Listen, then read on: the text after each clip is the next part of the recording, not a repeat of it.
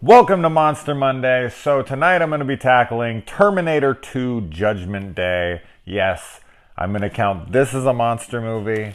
I'm going to count Terminator as a slasher movie, but I've always thought of Terminator 1 as a slasher movie. It just feels like one to me. The only difference is that Arnold is using a gun instead of a freaking knife or something. It feels extremely slasher-esque. And nobody's going to change my opinion on that. And in this movie, very similar thing. The T-1000 in this movie is a fucking monster. He is this relentless, unstoppable killing machine. But this one doesn't really play out as much like a slasher movie as it does more of a monster movie. So I'm going to count them. And anyway, before we start this, I got some packages here. For my birthday from Johnny Banks. No one's surprised by that name. I also want to give a quick shout out to Sherry, who liked a bunch of my stuff on Instagram, and we ended up chatting, and we had a fun conversation about video games and about this movie that she's obsessed with right now and all sorts of things. I love when you guys interact with me, and I love talking to you privately, getting to know you a little bit. Sherry, it's been fun talking with you, and I look forward to talking with you more. We're both Lord of the Rings fanatics, and I always love finding other things in common, with new people. So thank you for hitting me up, and thank you to Johnny for all these gifts.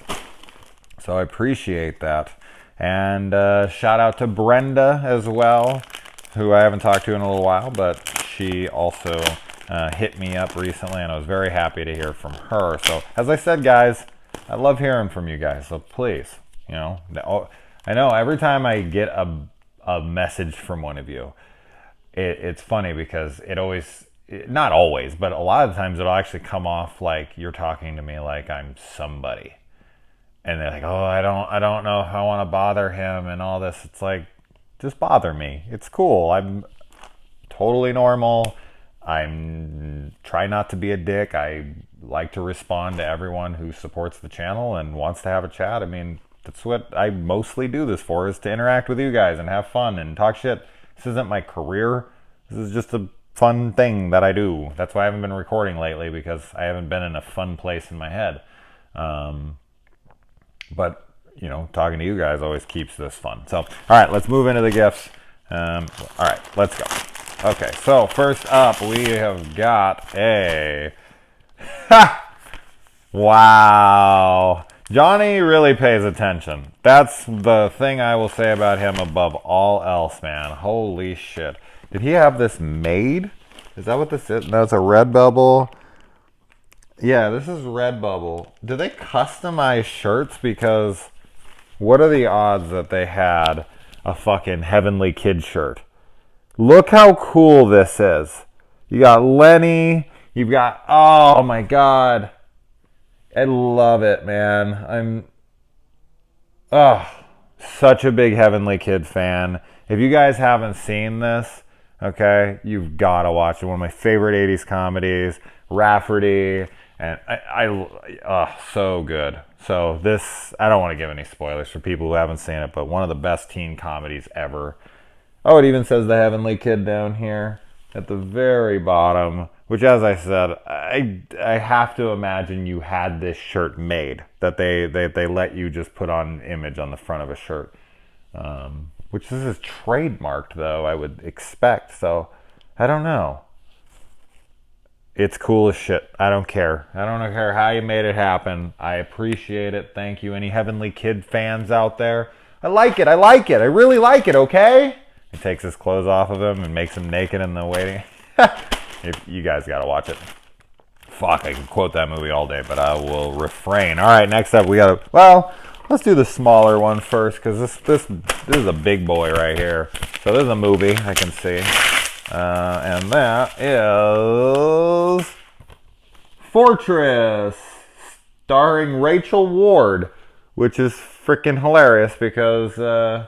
a girl I worked with, and one of my closest, longest friends I've ever had is named Rachel Ward. That's funny. Fortress. For one teacher and 9 children, the lesson of the day is kill or be killed. It's a fucking harsh lesson for kids.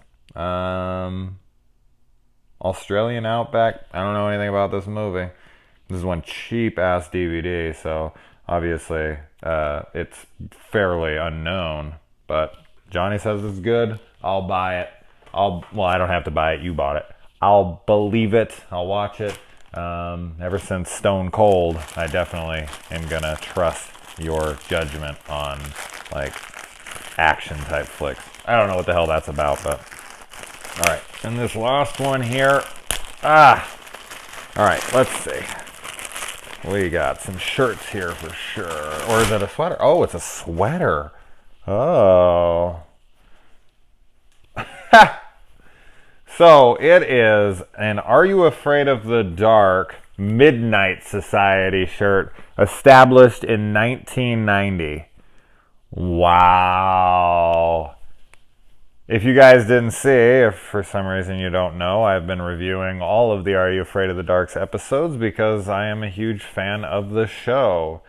And wow, it's cool. Shout out to my buddy Jeremy Todd Moorhead, the director of Easter Sunday. His band does a song called Midnight Society, and I love that song. And anytime I see that now, it reminds me of not only the amazing show it came from, but from Jeremy's band, Madison Apart, if you guys want to look up the band. A really good band if you're into like metal. I don't want to say screamo, but ish, I guess. I don't know. He'd probably kill me for calling it that. I don't know what the hell to call it, people. I'm not cool. I don't know what the fuck things are called. So thank you to Johnny. I was going to call him Jillian. That's how I knew him forever. So I always kind of resort back to that. But how cool. I could have used that like 4 months ago when it was freezing to death. Now it's starting to warm up, but I don't care, man. I'll wear it in the heat. I still got this freaking jacket over here. This is where I keep it right here, just so Edward knows.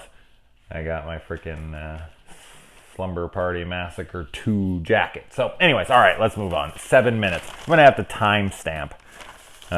Maybe I'll let people know there's going to be a timestamp, because a lot of people will come on here and be like, I don't give a shit about any of this. Stop rambling. I got told to stop rambling recently, and it was like in a constructive criticism, but also like a positive, like, keep it up, man, you're awesome.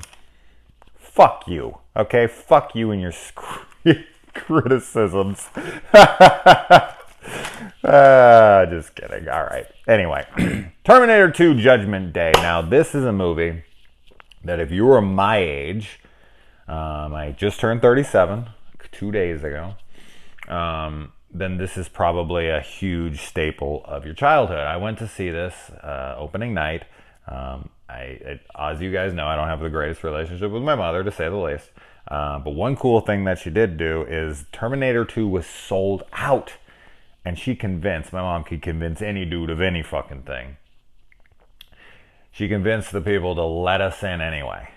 And we promised we would go up front and sit on the floor, which you would never get away with that shit today. Things were so different once upon a time. But we did. We went in, we sat on the floor right there, and I looked up, and, you know, Arnold's already larger than life. And on that screen, up close, it was like, holy shit. And I just remember that's definitely one of the most memorable movie-going experiences of my life. This was a sequel that kind of reinvented the idea of a sequel. Like, a lot of people always looked at sequels as inferior cash grabs, and a lot of people still view them like that. I completely disagree. I feel like there's so many amazing sequels these days. Like, I feel like the sequel is a lot of the times better than the original nowadays.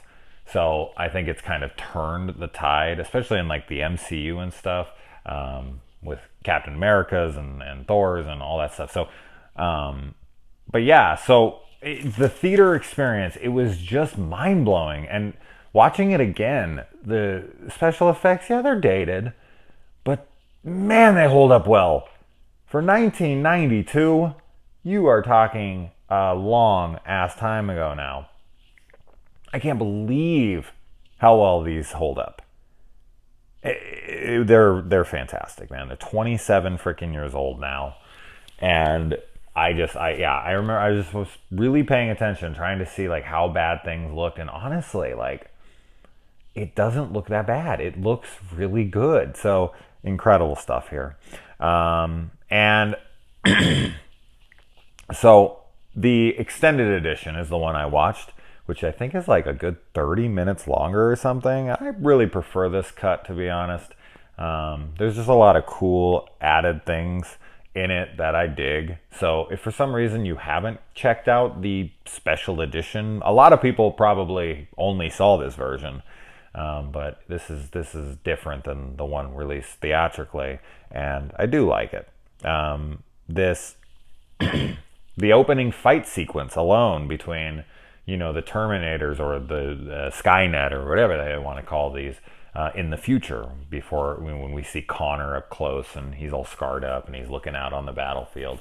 There's so many Terminators out there walking around, and there's so many ships flying and whatnot. You could just see the budget has inflated and that the technology had advanced incredibly. And that's what James Cameron does so beautifully, is he takes a big break from things, and when he comes back, he reinvents something. He pushes it further than it's ever been pushed before. He reinvents the way that we see blockbusters.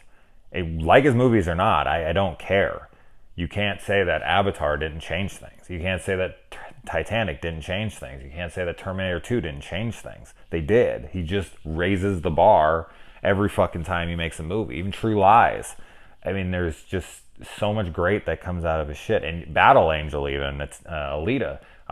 My God, those special effects blew my mind when I just saw that. Yes, he didn't direct it, but he had a heavy hand in it. And I do look forward to seeing Avatar 2 and 3, which we're wrapped filming in November. So we'll be getting them next year. And I can only imagine, like usual, in James Cameron's true form, he'll come and he'll release some visual, stunning fucking thing that you never thought even was possible before. It's just, yeah, he's somebody that I respect heavily, because when he does it, right? All right. Anyway, so Stan Winston, of course, is responsible for the special effects here, which that's no surprise. The naked into the bar sequence, I want to say, I don't think there's a sequence in this movie that isn't iconic to me.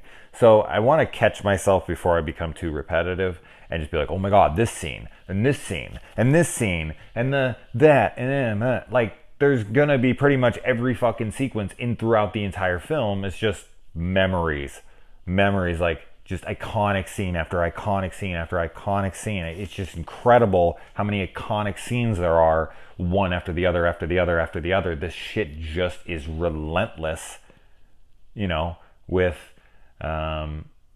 nostalgia and amazing action set pieces. It really never lets up, too. There are some slow moments, but it's just like catching your breath and then just right back into it. And you're so invested, and the characters are so well done. And, I thought I might dislike Edward Furlong's John Connor here.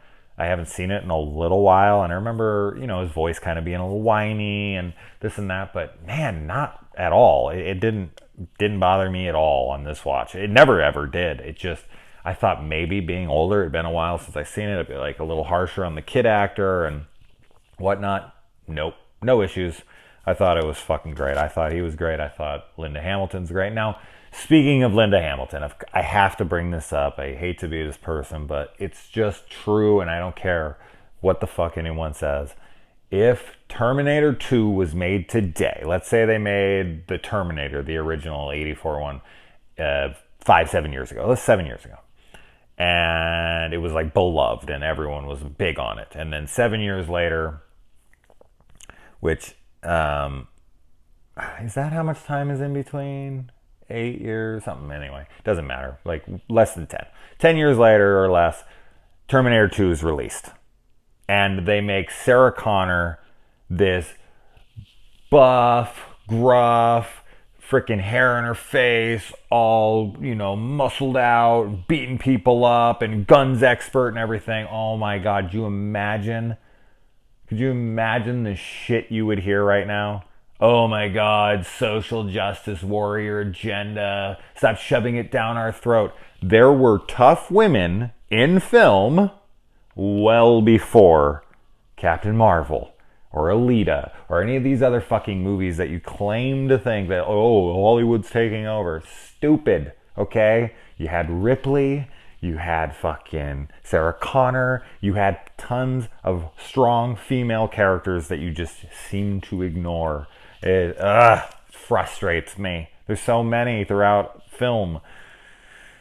So, yeah, when I watch this and I watch how badass she is in that opening scene where she's like doing pull-ups on her bed and she looks over and she's all tough and she's awesome. She's fucking awesome. And no one complained about that back in the day. Nobody. But I know they would now. All right, anyway. He walks in naked to the bar as I was trying to get out earlier. He has the fight with all the bar patrons, fucking bikers. Throws the guy on the thing, takes his keys, everything, and then comes back and grabs the glasses after the shotgun, throws them on, and freaking, the bad to the bone. How can I just not gush over the nostalgia of this film? That whole sequence is just fantastic. And so, yeah, I already mentioned all that shit. I'm all jumping all over my notes as usual. So it's funny to watch this. I knew back then, even back in the day, not when I saw it, because I don't think that show had come out yet, but years later when I was watching it as a teenager, that John Connor's best friend, the redheaded kid, is Bobby Budnick from Salute Your Shorts. It was just so funny when you see him. I can't else but see him. Camp Onawana, we hold you in our hearts, and when I think about you, it makes me want to fart.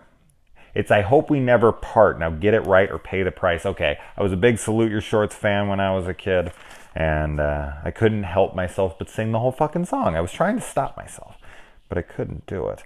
All right. I like that the T1000 is so much different personality-wise than the Model 101, the T800, the original Arnold one that was sent back originally. Because Arnold was not friendly. He was not there for anything. And I like that with the T1000, he had like a personality upgrade so that he could actually go and talk to people and get the information from them willingly. And he poses as a police officer, and he comes over and he's really friendly and he is convincing, and he talks to kids at a freaking arcade, and up until that point, he's the nice guy. And of course, I think the reason that they did this was back in the day, you didn't know when you were in the theater, you would expect Arnold is probably the Terminator again. That's coming after John Connor and Sarah Connor. And so they make the other guy seem super nice to throw you. But putting that aside, putting the reasons why as the swerve or the, whatnot, I just like that. I like to think of, Skynet, Cyberdyne failing on their first send back.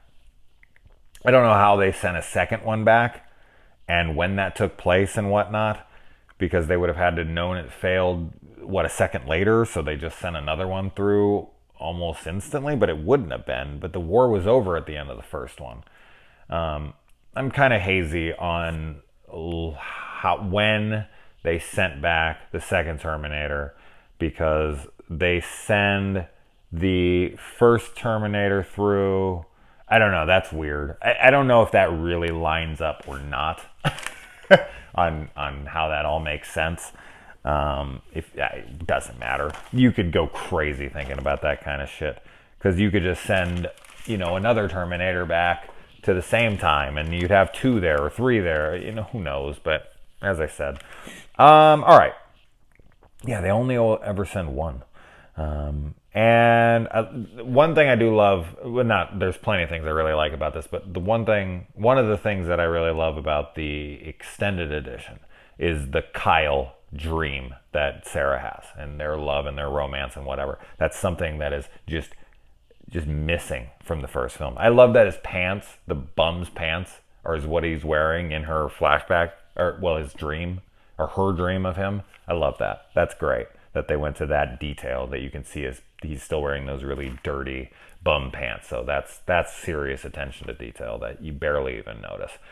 Silberman, Dr. Silberman is a total dick, which is kind of funny, and I like his next thing in part 3 as well. I think it's pretty hilarious because what he sees in this, he carries with him after.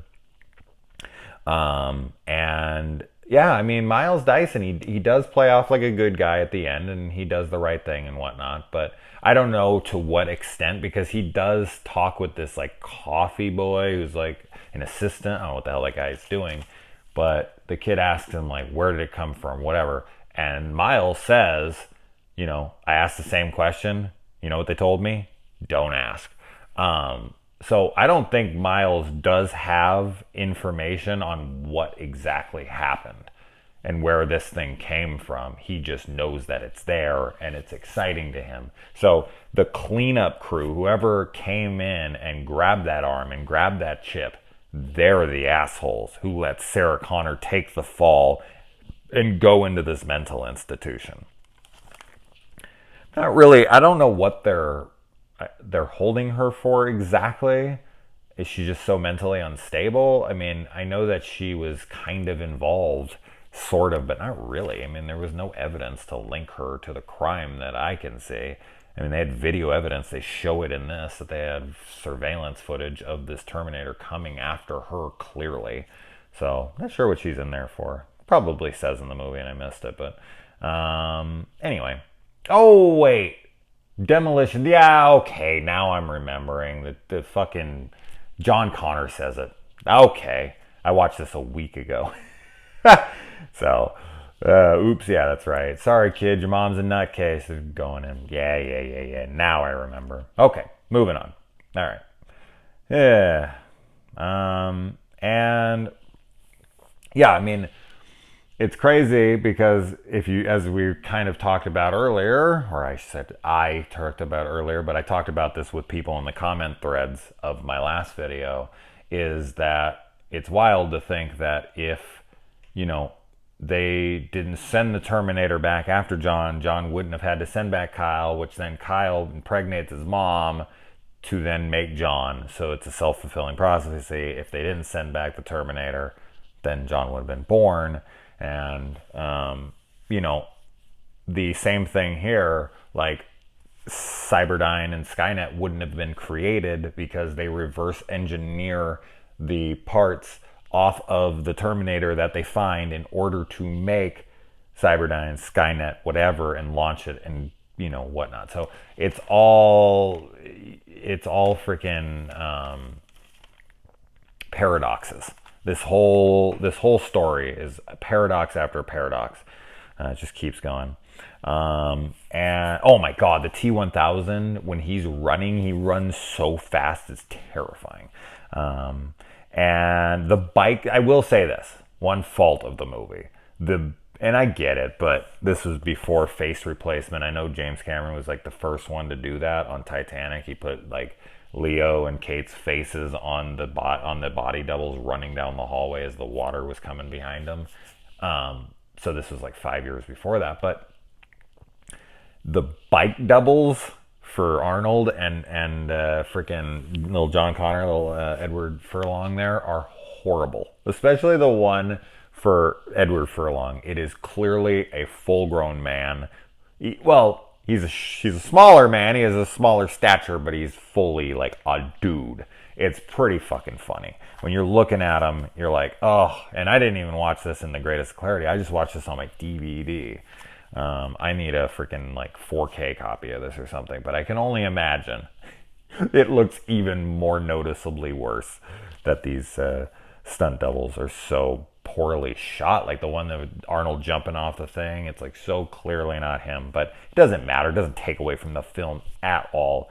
But I just had to point it out. And yeah, just the truck coming over, another iconic scene. You can clearly see the axle break underneath, but hey, maybe that thing's a Terminator 2. Maybe we can use liquid metal to bring it back and fix the undercarriage of the truck there. There's no way that John could have been hit by a semi in the back of his little dirt bike there and stay up. Absolutely no chance in hell. Arnold flipping the shotgun and blowing the freaking things away and the flip. I just remember that. There's so many little things in this movie. Just so many unique, cool little things that just add to this movie's charm. This overwhelming charm. It's just like throwing more in the pot. Right and left. You just can't help it. It's so good.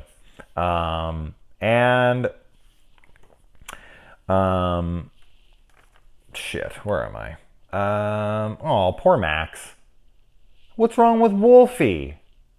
Wolfie's just fine, dear. Your foster parents are dead. Freaking, that's a harsh way to tell him. Like, he needs to work on his bedside manner. But poor Max, because there's another scene that's not in the original version, is that the T-1000 goes outside and kills Max to figure out how he was duped. And when he looks at the bloody collar, he's like, motherfucker, his name ain't Wolfie. So that's and I get why he cut that out, because dog death in a movie, and especially like a PG-13 movie and a film that's supposed to hit huge. Oh no, this is R. It doesn't matter. Don't kill dogs. This is R. I'm thinking of Terminator 3, PG-13. But yeah, you don't want to kill dogs in movies that you want a bunch of people to go to. They'll be real pissed off. So I get why he cut it. Love that Sarah dated men for knowledge. Like, she just jumped from one bed to the other to gain as much knowledge as she could to pass on to John. Love that. That's just, she's using whatever she can to get her son trained and ready for this war that she knows is coming. Good stuff there. The guys who came to help John, I don't like that scene at all. I just don't like that scene at all. Those guys came to help John, and he's a total fucking dick to them. Not cool. You scream for help, and two dudes come to help you out, and then you tell them to get lost and like get the one dude's hair pulled, and the other guy, almost shot. Wow, what? What a dick. Moi? A dick? Yes, you, John Connor, you fucking asshole. And oh, the lick. I can't even imagine. I hope that freaking that she only had to film that scene once with the guard licking her face. Ugh, so gross. Good thing Sarah broke out. The T-1000 would have killed her. He broke into her room. So good thing, coincidentally, she broke out that night. The floor tile rise, where the T-1000's on the ground. He comes up with that redheaded freaking dude with the twin.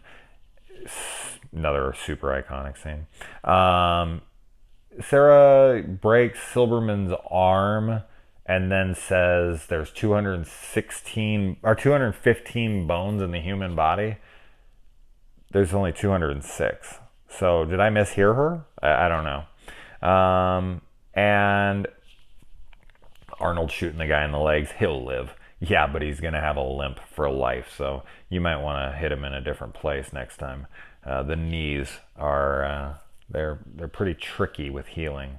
And, oh man, it's such a sad scene when, they break Sarah out and she's just like, he's like, I wanted to come get you. And she's like, you can't do that. You're too important. You hear me? Blah, blah, blah, giving him shit. And he tried so hard. And I was like, fuck, man, that's a harsh scene. But that whole sequence of him breaking her out is just awesome. The breaking of the glasses. It sucks, dude, because I love those glasses on him so much. You never want him to take them off. And then they take off down elevate. Oh, the elevator surprise. Yeah. Because that's such a great moment as well. Sarah's running down the hallway and boom, Terminator comes out. Of course she's having PTSD, flashbacks.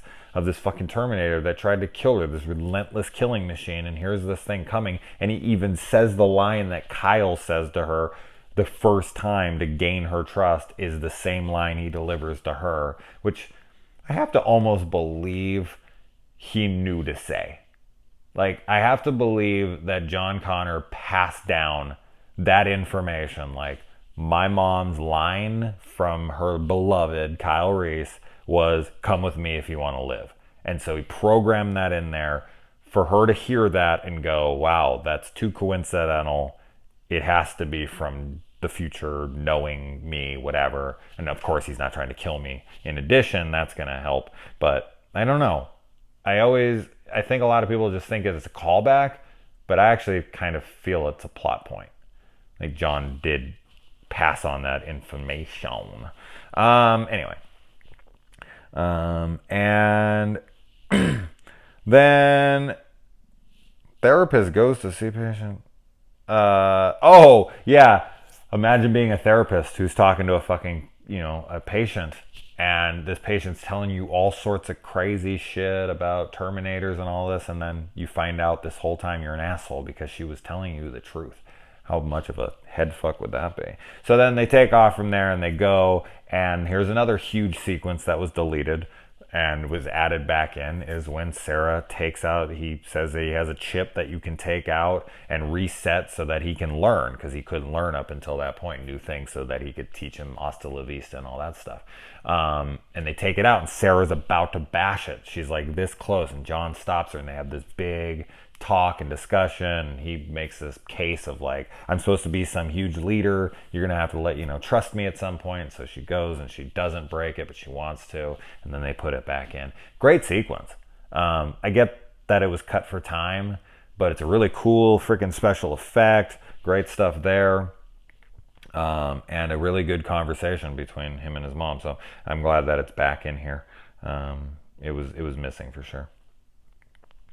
And yeah, if John reprogrammed him before, though, to send him back through, why didn't he already turn this off? I feel like that kind of poses a little bit of an inconsistency. I don't know. When I was seeing that scene, I was like, yeah, but didn't John already reprogram him? Why wouldn't he let him learn? Maybe he had his reasons, and maybe he knew he didn't do it later, because as I said, it's a conundrum. It's a total paradox. Like, he knew that he had to do that in the past, so he didn't reset it because he already knew that he was going to in the past before he sent it. Weird. Yeah, fucks with your head. But I don't see why he wouldn't have originally anyway. And yeah. Teaching him how to talk, that's obviously a very iconic scene. I don't need to tell anybody that. His smile, which I don't know if that's in the original version or not. I think it is, but I don't know if that's as long as it is in the movie. But his smile, he was like, move it. Yeah, it's freaking hilarious. Then they go off and they get the guns, and Sarah drives off, carves in the no fate shit, and she drives off to kill Dyson. And she even sees the T-800 as a father figure to John, which is how he sees him later in the movie as well. And the fact that John makes him cut off his entire arm to show him, like, I get it, that's the arm that he has. I don't know why Sarah would know exactly what he has. Maybe, I guess he tells him. Yeah, she says she wants detailed files on him, so she would know exactly what he has. So, but he has to show him the whole arm. Couldn't he just cut off like the finger and pull it off and show that it's metal under there? I think that would be enough. I don't think he has to rip off the entire arm. I just feel like, I don't know, I don't feel like his arm would be as useful without the skin. It would be a little more, I don't know. I'm crazy on this, I guess. But I feel like the metal just wouldn't be able to grip things as well. I don't know. Hopefully someone knows what the hell I'm talking about, if anyone's even still listening at this point. And the keys in the visor, another iconic scene. Get Out, which is a reused line from the first movie. Arnold says it in the first. T-1000 says it here to the helicopter guy. It's a great sequence. That whole shootout, the zero casualties, the walking through and grabbing everyone's faces, taking them off, Miles fucking dying for his cause and all that. Great stuff. Beautiful stuff. And it's really funny if you watch and you can't really call this a mistake because it would make sense to what the T-1000 can do. But when you're watching, the T-1000 has a third arm steering the helicopter as he's shooting with his other hands. It's freaking hilarious when you look. There's a third hand coming out of his dick. He turned his dick into an arm and flew a helicopter with it. I thought I was manly. That's as manly as it gets right there. The liquid nitrogen scene is just fucking fantastic. He comes through it, he stops, he breaks off, he brakes, he falls, he comes to a halt, he freezes up, and then boom, he gets shot, drops. Awesome. Just such an incredible, amazing sequence, and there just so happens to be... I would think that the Terminator would have ran over and grabbed every little piece he could and just started taking it and throwing it into the lava. The molten steel. They could have done that. The molten steel was right there. It was coming towards it. He could have just went over there and grabbed it and threw it all in there, and that would have been that. Or at least thrown half of it in there, and then he would have been a little midget. T-1000. He'd be a T-500, right? It'd be half of him. He'd have to be crawling around on his arms or something. That would have been hilarious. They should have done that. They could have taken an arm off of him and then thrown it in the thing, and then he couldn't have grown it back. And then he would have to shrink down to make his arms come out. And every time they took more... Okay, this sounds like a comedy, but that would be a good parody. Hasta la vista, baby. Iconic as it gets. And I like that. Another thing that they kind of cut out of the original theatrical cut is after his body is frozen in the liquid nitrogen and then exploded and then it all comes back together, his body starts malfunctioning. It's sticking to the ground and it's mirroring the things around him, and he can't move sometimes, and he's going all plaid, and he's the way John realizes that it's not his mom as he looks down and he sees that her feet are glued to the floor and it's all the same color as the floor. I don't remember any of that being in the original theatrical version. I really liked that. I liked that his inner mechanics were starting to fuck up because of all the damage it had taken. Thrown against the wall backwards and then coming out forward, the body melting backwards. Such a cool sequence. Holy shit, that was amazing. When I saw it, that just blew my mind. And then he punches into his head and it morphs into the guy's hands and he takes it. It's this is so unfair. And oh man, the Terminator just gets his head smashed in and rips his arm off. Poor Arnie.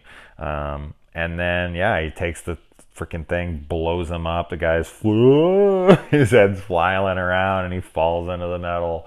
And he splashes around. All he has is the faces of all his victims. Great stuff. I cannot self-terminate.